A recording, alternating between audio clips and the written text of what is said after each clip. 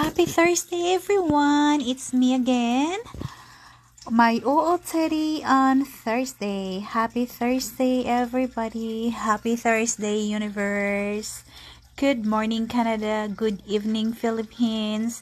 So, today's vlog, ayan, wet ang hair ni Farsan kasi Tamagotchi. Ayaw mag-blower today. Tamad, ayan, pagpagpagpag lang para na maugas siya. Para ma-dry ang hair, pagpagpagpag is the key. So, yan, pag tamad, basa talaga ang hair. But anyway, okay lang yan. Matuyo din yan after.